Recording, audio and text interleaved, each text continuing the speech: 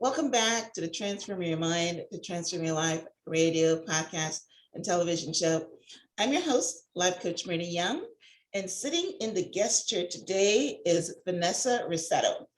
Vanessa is a registered dietitian, and today we're going to be talking on the topic, how to adopt and sustain a realistic approach to nutrition. Welcome, Vanessa. Thanks for having me. Yes, you're very welcome. Yes. Talking about anything that's nutrition and diet, diet, and I love what we're going to get into today, which is the science-based nutrition and as a registered dietitian. So that's a great spin on diet, that are just like a keto diet or something that somebody just packaged and whatever. So I'm going to welcome our conversation, and I'm pretty sure that our listeners and those watching on TV will, get something from our conversation. So let me give you guys a little bit more information on Vanessa. Vanessa is the co-founder of Culina Health. Vanessa magic lies in her realistic and personalized approach to nutrition. With science as her first love, she's interested in helping clients to take an active role in their health journey with the help of her expertise, which is personalized lifestyle plans backed by evidence-based, science-driven nutrition counseling, adult weight management, and building a better relationship with food. Vanessa received her MS in marketing at NYU and completed her dietetic internship at Mount Sinai Hospital, where she worked as a senior dietitian for 5 years. Well, excellent. Genre, Vanessa. I want to start off by congratulating you on being named Essence Top 5 Black Nutritionists that will make you change the way you think about nutrition.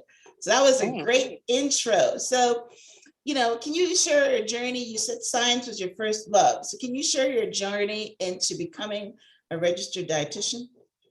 Yeah, sure. I always talk about this, that I'm my parents' biggest disappointment because they're immigrants and I'm not a doctor. So what am I actually doing with my life? And so I'm like, I'm helping people. And they're like, well, whatever.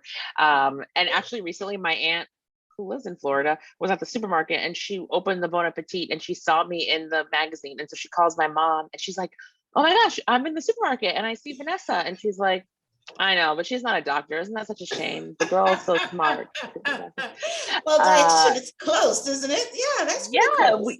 Yes, the doctors rely on us in the hospital for more than just diet education, right? So, nutrition is a discipline in and of itself, and nutrition is a modality that elicits change, right? And we know that nutrition can reduce the burden of disease, prevent the disease, and reverse disease. We know that anecdotally, and we are now starting to track data around that. So dietitians play a really big role in people's overall health. It's not just about weight loss. I think that's the old narrative for so long. It's like a dietitian is somebody who is very elite and unattainable, and we can't afford this.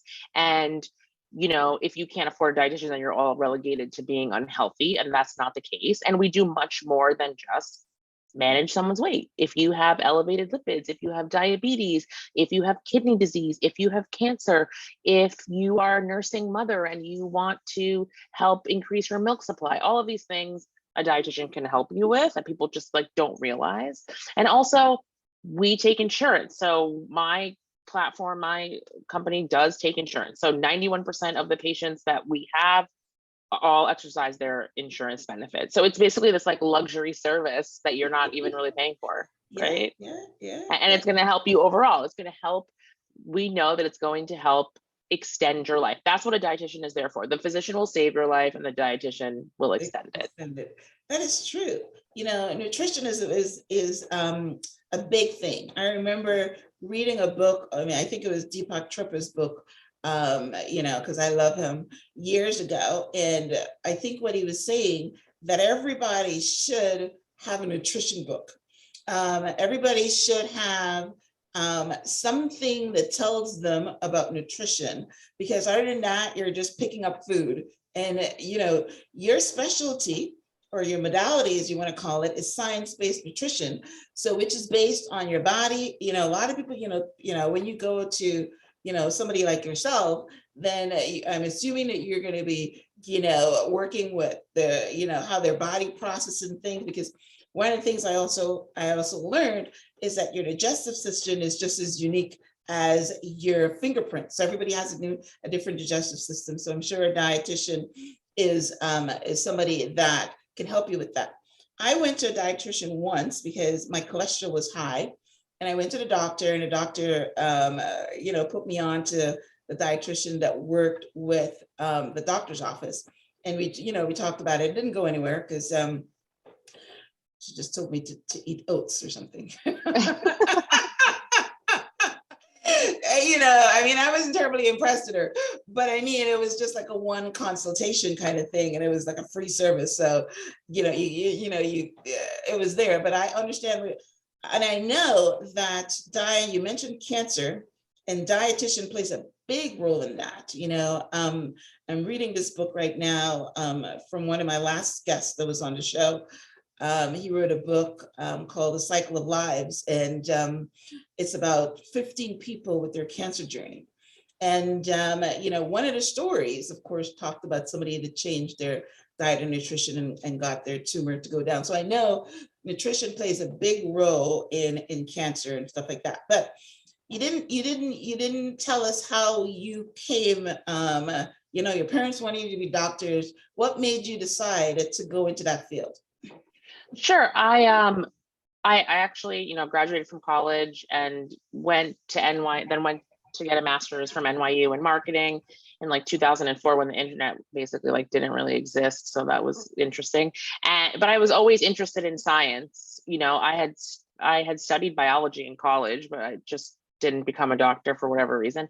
And I decided okay, I'm interested in nutrition. I went to a dietitian myself in college. I had gained 50 pounds, not for any other reason than I actually never knew anything about food. My mother wasn't somebody who was constantly counting calories. We didn't have a scale in our house. My parents are from a third world country. They came to America, they educated themselves, they got jobs, and they had means. So we had food. And so I ate the food that my mother cooked every single day, and that was it. And I never had a problem with my weight, and I didn't overthink the food that I ate. That's like a gift. Also, it's kind of a curse, because then you're let loose into the world and you don't know anything about food. So you don't know that drinking a soda has chemicals and copious amounts of sugar and can affect your weight in a negative way. And so I gained all this weight in college. And after college, I had a job that paid only $25,000 a year. So I had to move back to my parents' house.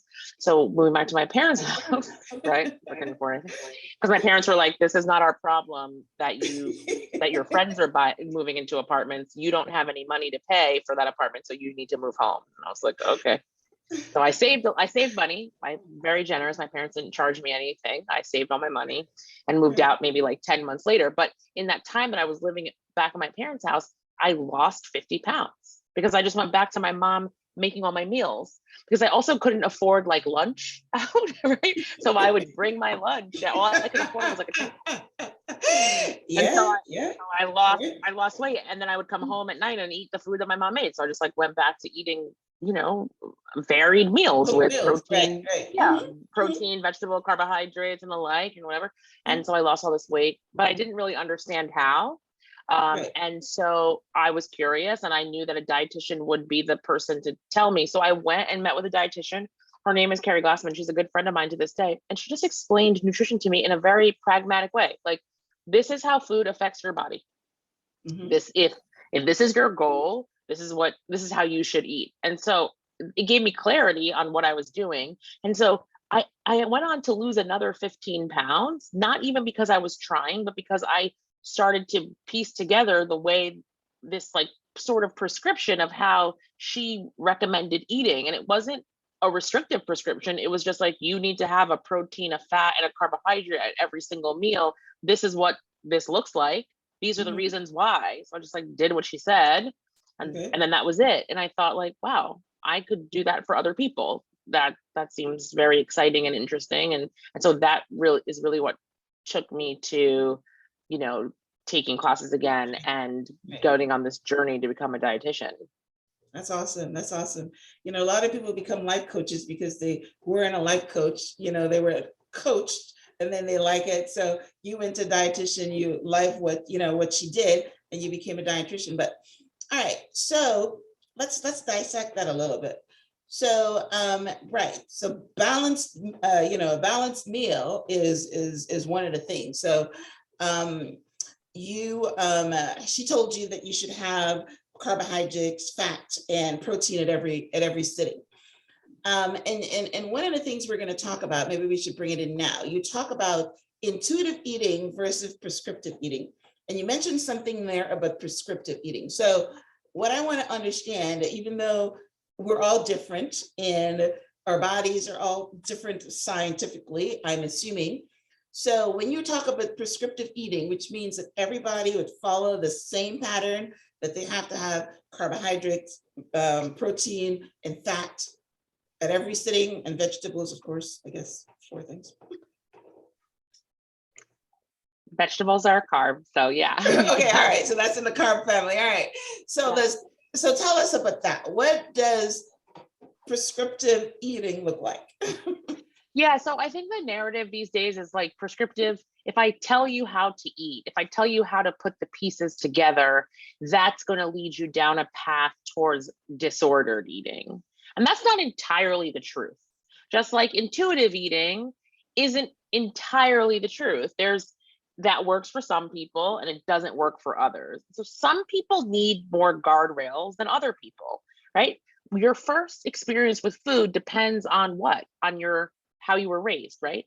Did you grow up food insecure? Did your mother have an eating disorder? Did your parents use food to bribe you? Were you constantly made to feel ashamed because you were overweight or underweight? Like there are all these psychological factors and components that play.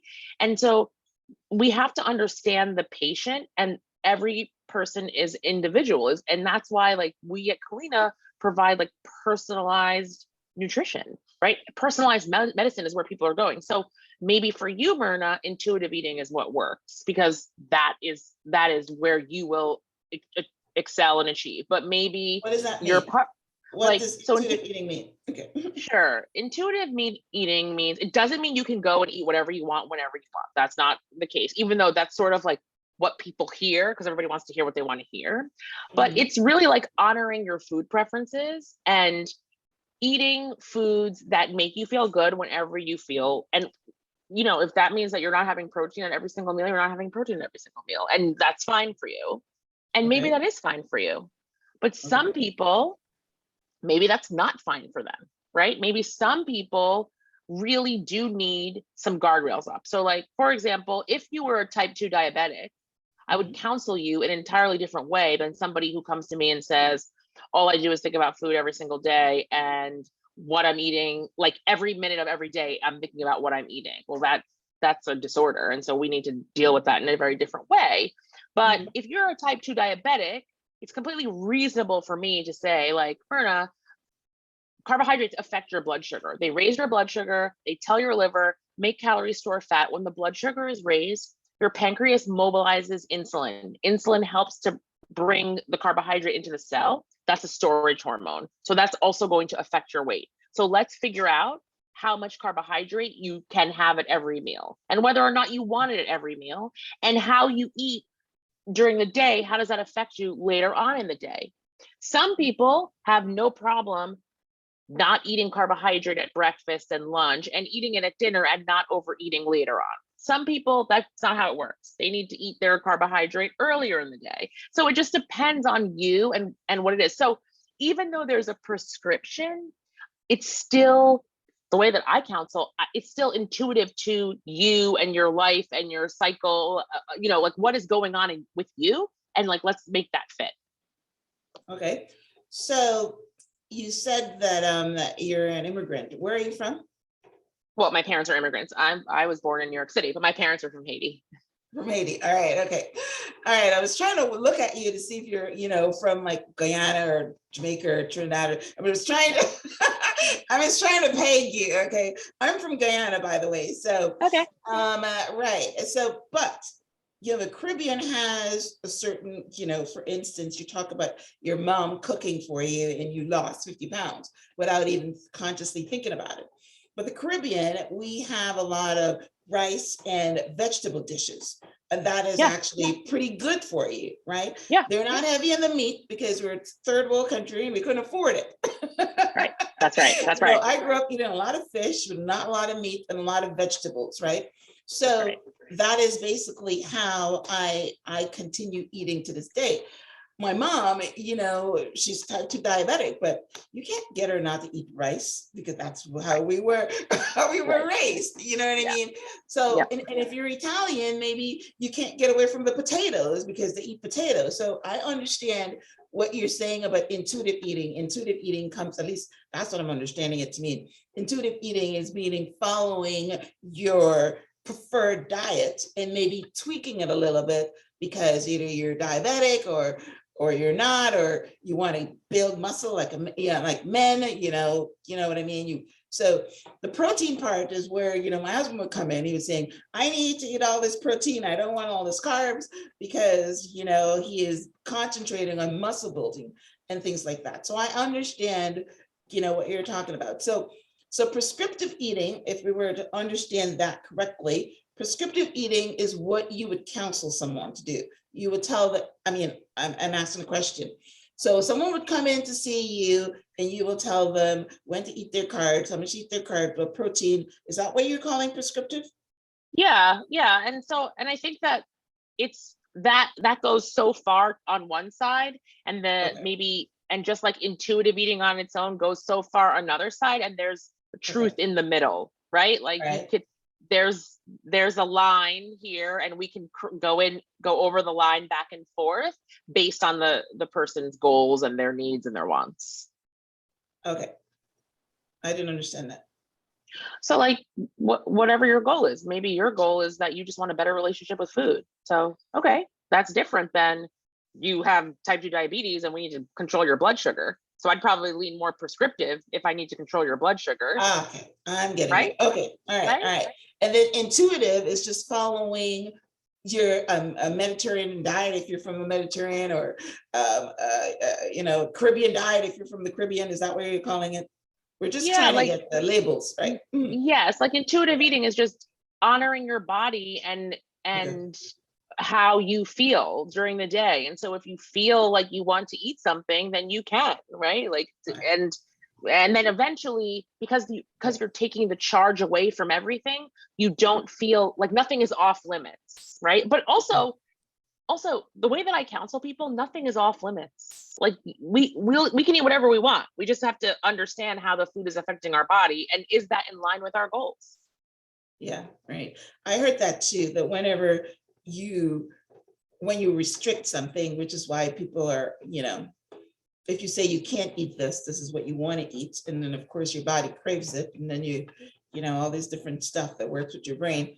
So which is probably a good segue into, you say that understanding what we eat is influenced by many factors: social, emotional, and psychological.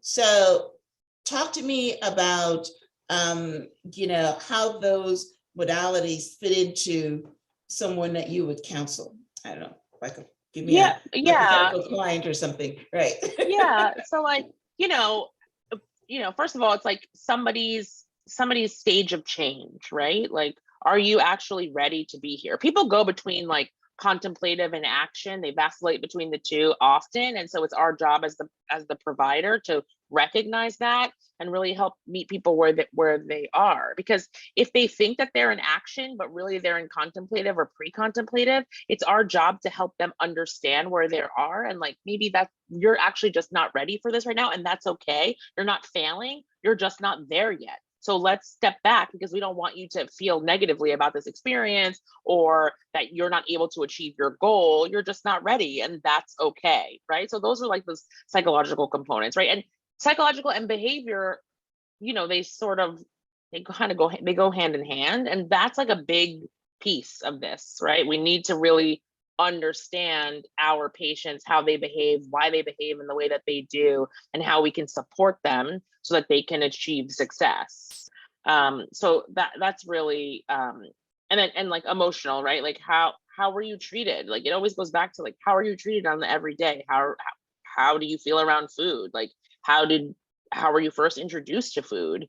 What are your preconceived notions about food? Those things are also important. So we can't just forget that it's not just it's not mechanical and biological only.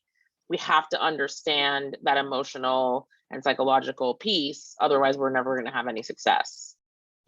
All right. So you're talking about, someone coming to see you and they have a goal, either to be healthier, they have an illness like cancer, or even, my brother had a very serious, he still has a Crohn's disease.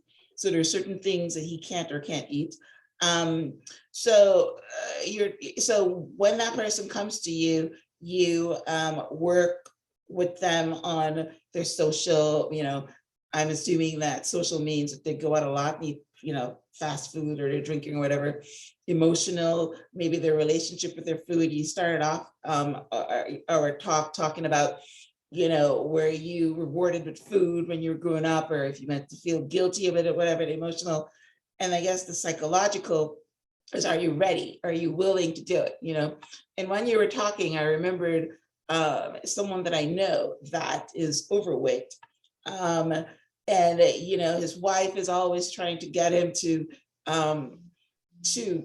pay attention to his weight and food or whatever, but he's not there yet because he doesn't have whatever it takes to make that commitment to eat healthier.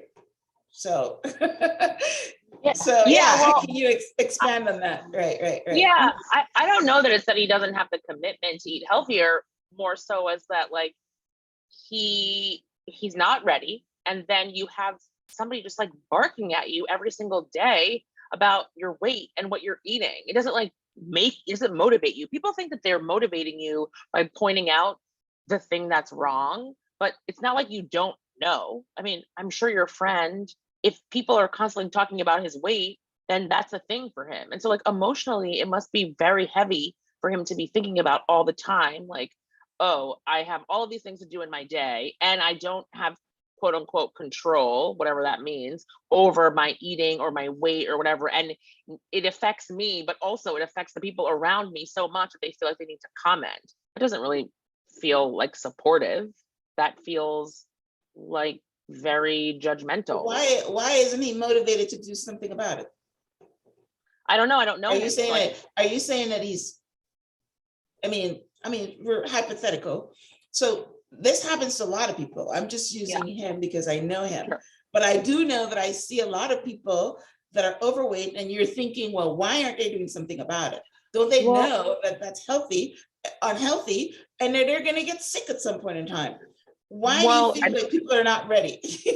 Well, I mean, we know that weight isn't necessarily a predictor of morbidity and mortality. And some people choose to live in a larger body and they're happy with that. And so that's that.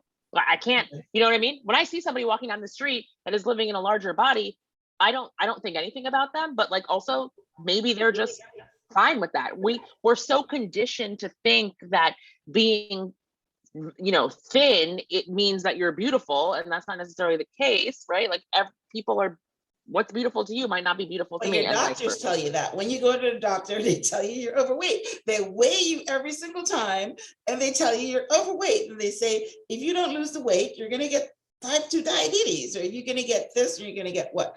So let's say your doctor tells you need to lose weight. The reason I'm working on it, I'm having this conversation because you're right. Big is beautiful. A lot of people are big and they're healthy. They're muscular, not necessarily fat, right? They're muscular. I understand that. But the reason I'm talking about this is because you mentioned that someone might come to you and they want to lose weight, but they're not ready because they're not emotionally ready. And that's basically what I want to expand on, because that fits a lot of people. Sure. I mean, if you're not emotionally ready, I can help you get there, right? Or I will simply just say to you, you're not ready for this. And so you're going to have to engage in a different time. That actually makes people become ready sometimes, right? They need someone to tell them that. Everyone's dancing around, right? Like I remind people that the act of just calling me does not mean that you're ready. Because we've been working together for 4 weeks and I've given you small actionable steps that we have decided together and you haven't done anything, so you're not ready. So how about let's have you just take a step back. When you're ready, call me. Sometimes they're like, wait, what? And then they That's change, good. right? That's reverse psychology. Yes. Yeah. So that's actually good. Okay, so yeah. that's what I wanted to get to. They know they should be doing it, but they just are not motivated, or they don't have the willpower, or whatever it works with. So how can you get them ready?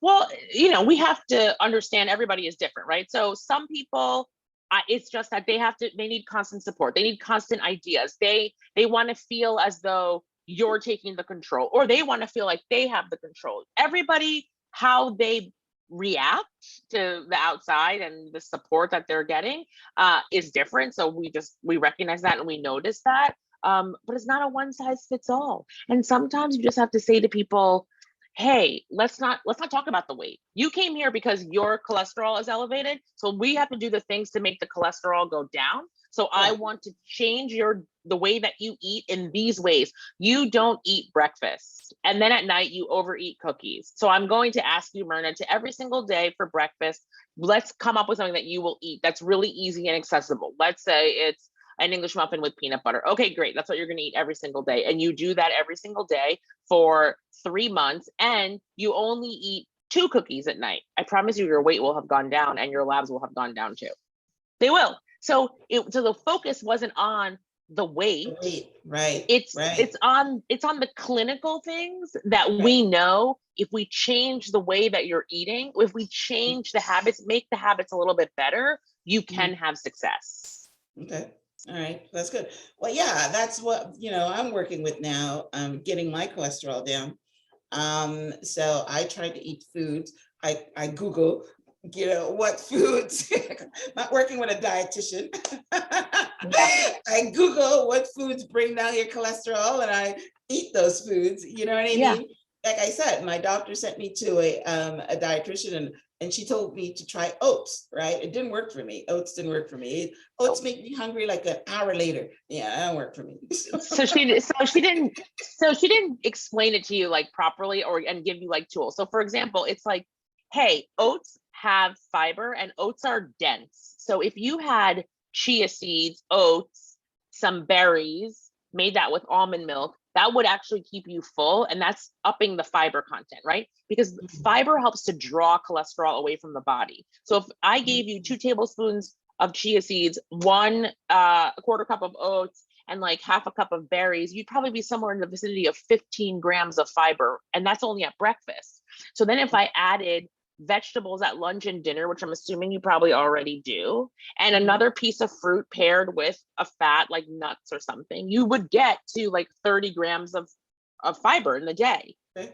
Over time, if we focus on 30 grams of fiber every single day, that's the focus for you. So you don't have to eat oats, but it's just a quick way. It's a vehicle for the fiber. You would see, it's like, right? You would see over time, these numbers are going to go down. Okay. But just being like, eat oats, like, oh, eat oats. It's like, well, how many oats? What kind of oats? Which oats are better? What do I put in my oats? Right? Like you have all these questions. I'm not gonna eat those. You didn't tell me how to do it. She didn't explain it like you just did about what the fiber does or whatever. She just said, I don't even know why she told me to eat oats, but it's obviously because of the fiber. But so I tried it for like a week and I was like hungry an hour later and I said, this is not going to work with my weight loss goals. Yeah. So I stopped eating it. They leave you flying blind. Like that's the problem. And this is why a lot of times working with a dietitian doesn't work, because if I tell you eat oats so that you lose your cholesterol goes down, you're like, well, how? People need an explanation. Yes, they do. If I explain it to you, then you have buy-in now. you're like, Yes. oh, that makes sense. You're an Yeah. intelligent person. You can understand that. So let Yeah. me explain it to you in a way that makes sense to you. Yeah. Then Yeah. you'll do it. Oh, you just told me in 1 minute and I got it. Like you said, the fiber, it draws the cholesterol away. And then guess That's what? I'm going to go and I'm going to work on that because there's right. lots of ways you can get fiber, right? That's right. There's lots of ways. That's exactly right. So Yes. you can Mhm. make a smoothie. You don't have to have oats. Right. You could make a smoothie and add oats into the smoothie to make it more dense, right? Mhm. And then you could add fruit and you could add chia seeds and you could just also add fiber powder in there that you wouldn't taste, that would and that's Right. another way to get the fiber. So Yeah. there's fiber there. Nice. Then I love you it. could have fruit. A container Okay. of raspberries is 8 grams of fiber, but only 64 calories. Add that with a piece of cheese. You're going to feel full. You're going to have vegetables at lunch and dinner. Like, there are all these ways to get Yes. fiber. And It's then in the beautiful. back of your mind, you're like, I need 30 grams of fiber a day because that's going to lower my cholesterol. And Yes. also, more fiber, the more full you feel, Yes. the Less less you cheap. eat, Right. the Right. more weight you lose. Like, it's a whole circle. But I love we didn't want. But we're not focused here on the weight loss, right? I'm not like, only it. eat 3 ounces of chicken. That's not what I'm saying. I'm saying focus on the fiber. Yeah, I absolutely love it. You see, I'm getting some free dietitian thing right here. That's right. That's right. I'm here to I say. absolutely love that. And I will definitely try that because I do make a smoothie and I do have oats that are sitting there and I'm not eating. So I can put it in my smoothie. And I also have fiber in a thing. Yeah. I don't use that either. And I can put that in and start Right. getting some more fiber. And that's going to Right. work in a multitude of ways, Yes. so not only Yes. get my cholesterol down, but also as a weight loss goal. So that's beautiful. So thank you, But girl. also, Mhm. but also just make sure you're drinking enough water, because when you increase your fiber, you need the water to move it out, or Move it out. then it's going to Then you stop get you up. constipated. That's Got right. it. Got Yeah. it. Got it. Awesome. Awesome. Great conversation. I'm loving it. I'm loving it. Yeah. All right. So one of the things I have here, so how can we use science to personalize nutrition? Yeah. We can expand on that a little bit more. I think you've touched on it a little bit, but I'm assuming you're talking science, like you're talking biology and how the body works and stuff. Yeah. Yeah. I mean, just how I explained to you, right? Like, Mhm. why is she telling you to eat oats? Then I explained to you how it works scientifically, and you're like, oh, okay. Or whenever I say to type 2 diabetics, they'll be like, I don't know why I have a problem with my weight. And I'm like, well, you have a dysregulation of insulin, right? You have a dysregulation and you have too much insulin. Insulin is a storage hormone, and when insulin is up, your weight is always going to be up. Type 2 diabetics have a dysregulation. Type 1 diabetics have no insulin. So generally they are very thin. People's faces are like, huh, they get it. You have to talk to people. Just because they're not doctors or nurses or dietitians doesn't mean they don't want to take an active role in their health. And it doesn't mean that you cannot explain to them about how food affects their body. So that is the thing. The more we educate people, the more informed they are, the better decisions they can make. Okay, got you. I got you. So let's say that someone has cancer, or tumor, or something, and I guess what the science is showing, from what I understand, is diet can reverse that a little bit.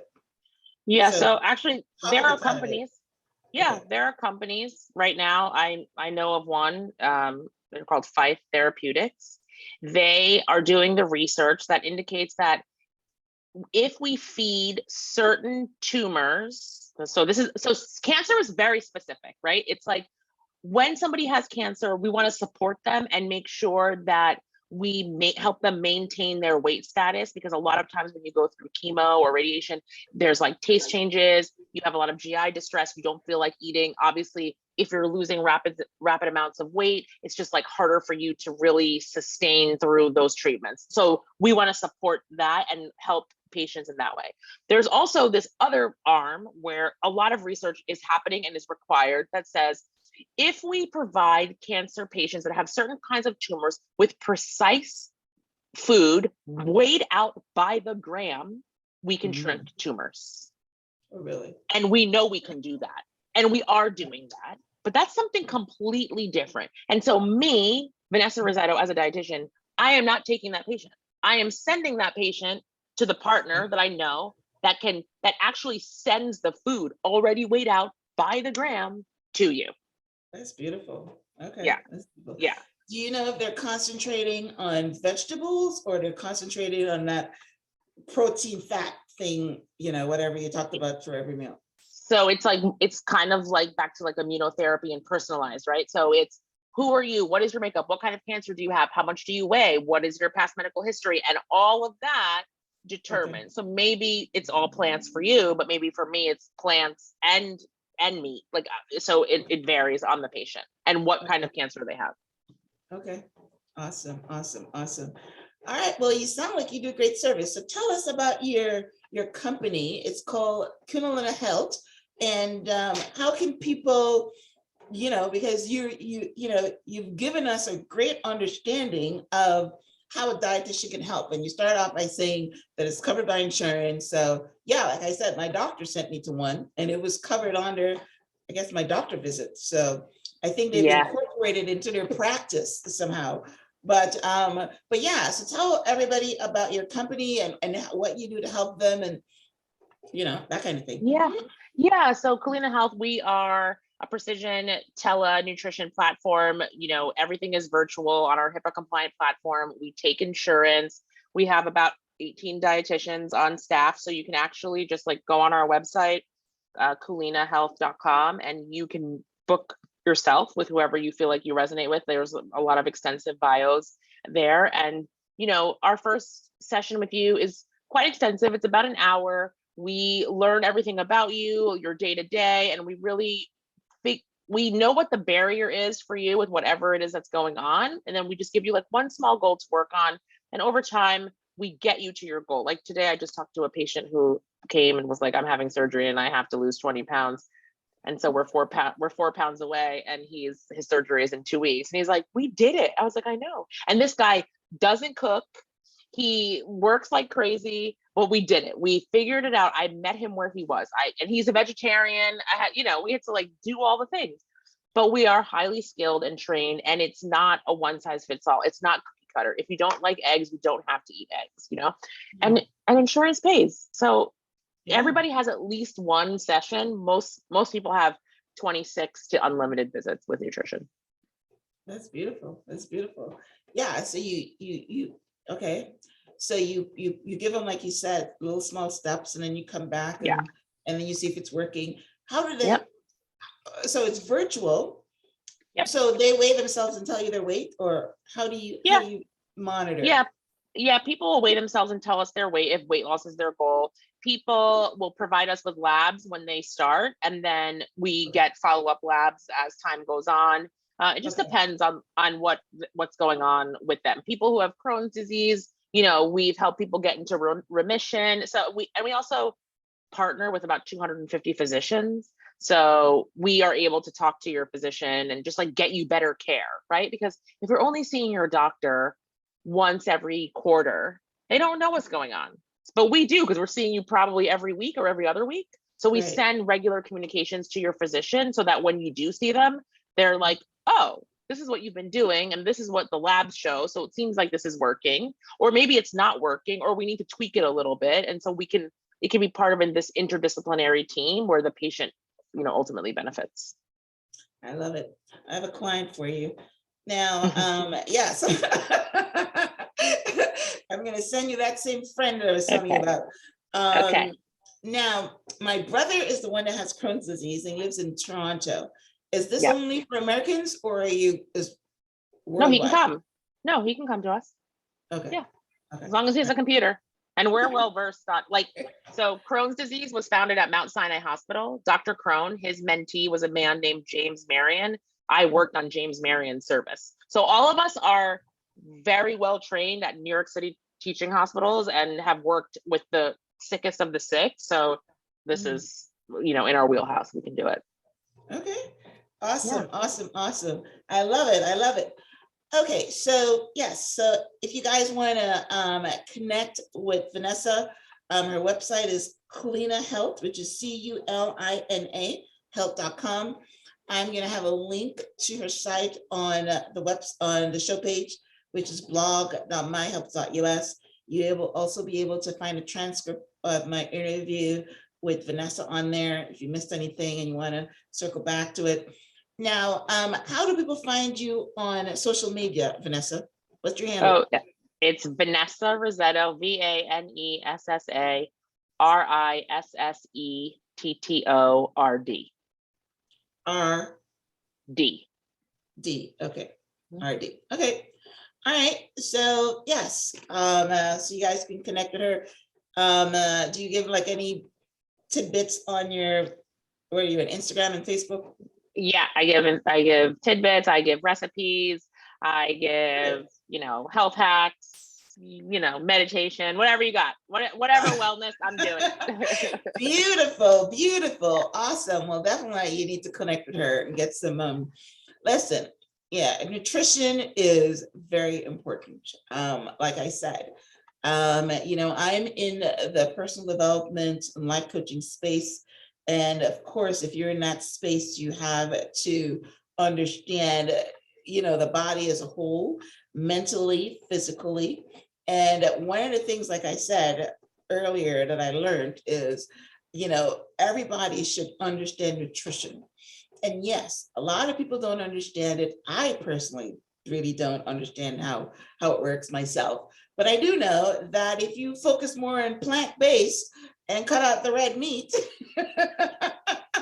that's a start, right? And that's like my limited understanding of it.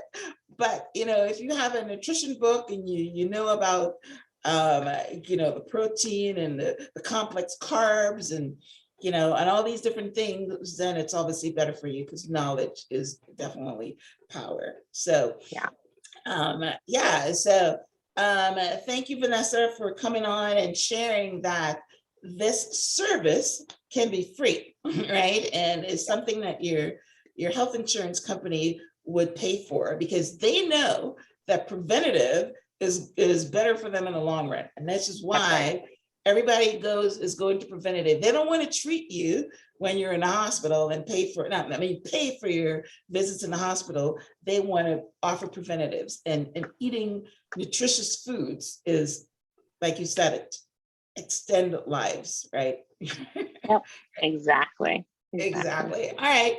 So as we wrap up, any last words? Anything No, just like behind? Well, just give yourself grace. It's not easy. So everyone's doing their best. Yes. Okay. Yeah, grace. That's a good word. All right, Vanessa, it was a pleasure talking to you. Thank you so much for coming on the Transform Your Mind to Transform Your Life. Again, we're transforming our minds today on nutrition and food, and the fact that you might think that you couldn't afford a dietitian. You might think that that is only for the stars that have their own personal chefs and that kind of thing, right? Because people always think that it's very expensive, but here, you can buy a book and read about it. You can go to Vanessa's website and do their their intake, and even if you have just a couple of sessions or what, it's good for longevity. Thank you so much for that tidbit on cholesterol. I will put that into practice right away. Yes. Okay. All right, nice guys. Talking to you. Yes, thank you again. And listen, thanks again for tuning in. Until next time, blessings.